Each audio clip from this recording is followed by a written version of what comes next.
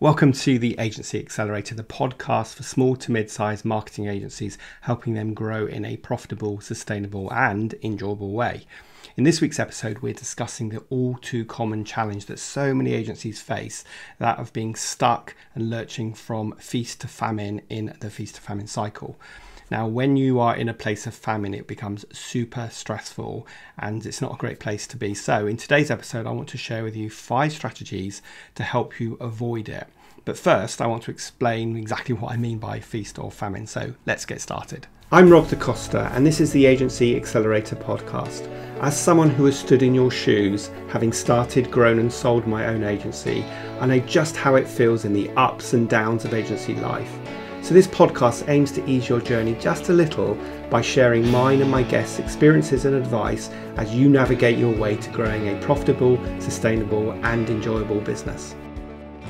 Have you ever been in that situation where you have got so busy with lots of great client work that you've got no time to breathe, let alone think about marketing and business development and planning for the future of your agency? You'll often find yourself stuck on the client service hamster wheel of doom. Now, in the short term, this feels really good because you've got cash coming into the company. You're feeling confident about investing in hiring people and putting new systems and processes in place. But ultimately, in the end, some of those projects will come to an end, either because that's a natural conclusion for the project, or often through no fault of your own, that the client changes strategy or runs out of money, so they terminate the contract with you. And now you've made investments in your agency and you've been super focused on client delivery, that you're suddenly staring at a gap in your order book and you lurch from a place of feast to a place of famine. And when we get into a place of famine, as I said in the instruction, it can be super stressful. You've got cash flow issues, you've got team members that you need to pay, which means you're at the back of the queue. Morale in your team can go down and you end up making bad decisions. Now, I see 2 bad decisions typically being made. One is that you discount work to win new clients, because at the end of the day, you've got these gaps that you need to fill. So you discount work to win them. But that in itself generates stress in the agency, because now you're doing work that you're being underpaid for. So you'll have the potential of becoming a busy fool. And of course, you're half thinking, well, I wish I had the clients that were paying me the right fee instead of this client that I'm having to discount. So you sort of resent it in the end. That's the first issue. And the second issue is that you often take on the wrong kind of client, the less than ideal client, because again, you just need business. So you get an opportunity, you take it on without going through the same qualification process. And we all know that when we take on a less than ideal target client, they become problem children, if you like. They're harder to service because you don't quite understand them and they don't quite understand you. It's hard to meet their goals because they might be unrealistic, which might be why they're the less than ideal target client. And again, this leads to stress and resentment in the agency. So being in a place of famine is not a great place to be. Now, this whole scenario can often be exacerbated because you have an over-reliance on just a few clients. It's that old 80-20 rule that 20% of your clients give you 80% of your revenue. And of course, if you lose that client, you can be in serious trouble. And of course, it immediately lurches you into a place of famine. When I ran my agency, we had 2 big clients that were both paying us around about £10,000 a month. Bear in mind, this is back in the 90s. And we lost both of them within the course of about 3 months because they both got acquired, one by IBM and one by Adobe. And of course, we were just a little old agency and they had their preferred agency and therefore we had no chance. So as I said in the introduction, often you lose clients through no fault of your own, such as in our situation. But those 2 clients probably accounted for about 40% of our revenue. So we were immediately stuck in this place of famine with a staff of 25 people, 25 mouths to feed. And I can tell you that felt really stressful. So that's one of the common causes, that you rely on just a few clients. And another one, as I said earlier, is because you're stuck on the client service hamster wheel of doom. So you have no time to implement your sales and marketing strategies. You have no time to focus on the future, and that probably means that you have a lack of consistent lead generation coming in. And of course, these strategies are all mid to long-term deliverables. So if you're in a place of famine, you can't just switch it on and suddenly get a load of new leads. You have to have been investing in that over the medium term to get those results. Now, when I started my coaching business, this happened to me twice. I went through this feast and famine cycle twice, where I ended up in a place of famine, and trust me, it was painful, especially right back in the beginning when I wasn't making that much money to start with.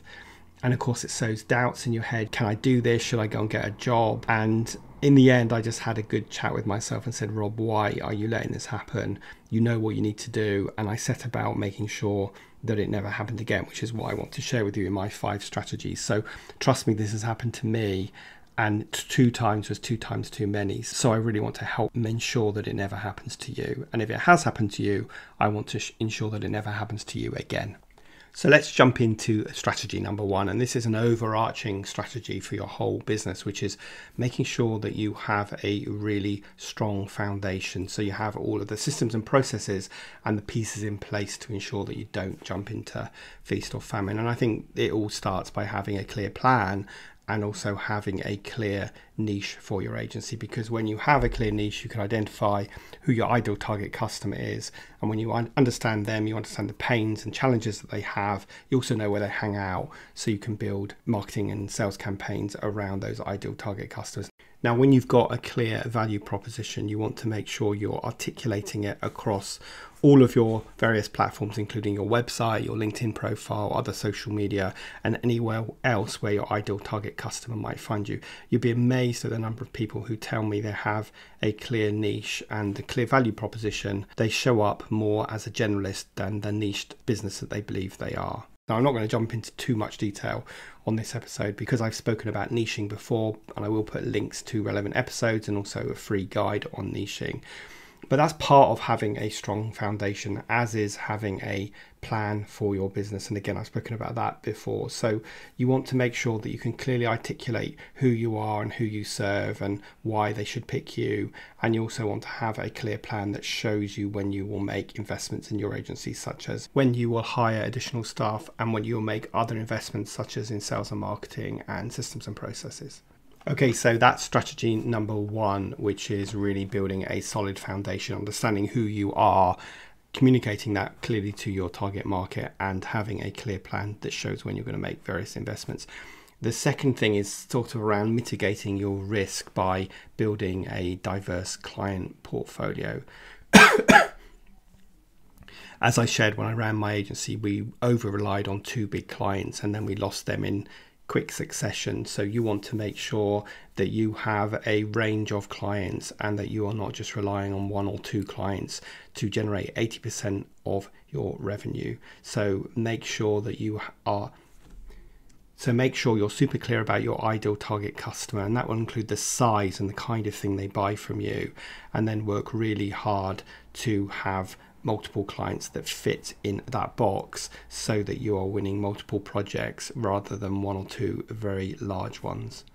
Now, strategy 3 and strategy 4 kind of go hand in hand. So strategy 3 is to develop an effective sales and marketing strategy and plan, and make sure by hook or by crook that you implement it. So you want to understand, because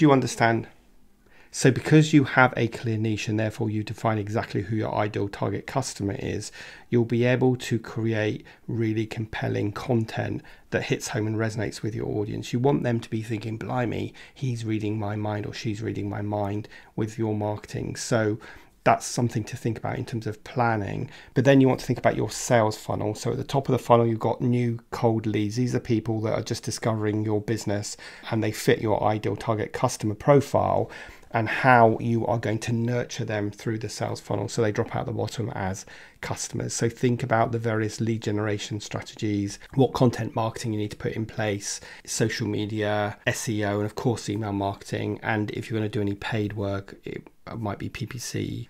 And whatever you do, my advice is always to pick a few things and do them well. And remember to meet your audience where they are. So what are the things that are going to work really well with them, with the one non-negotiable being build your email list, because you then need to use your email list to nurture your audience. Remember, they're ready to buy from you when they're in enough pain and they're clear that you can solve that pain for them. So unfortunately, clients are never ready to buy when we want them to buy. They're ready to buy when they're in enough pain, and you're right front and center saying, hey, I can help you. And that's why we need to be consistently marketing. So that is super important if you want to make sure that you are never lurching into famine. And it ties into strategy number 4, which is protecting your time. So no matter how busy you get servicing clients, you need to protect some of your time to focus on strategy 3, which is implementing your sales and marketing strategy.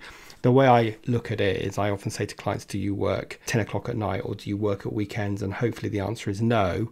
So they've already got examples of how they protect their time. Now you need to apply exactly that same thinking to protecting some of your time in your working week to focus on the future of your agency, i.e. sales and marketing. So rather than thinking that I've got 5 days from 9 to 5:30 available to my team or to my clients, you now need to think, well, actually, I've only got 4 days available because I'm using a day of my time or half a day of my time or whatever it is to focus on sales and marketing, which my future self is going to be really thankful of, because it's going to help us avoid lurching from feast to famine. And even when we're in a place of feast, we are still focused on sales and marketing. We're still focused on the future.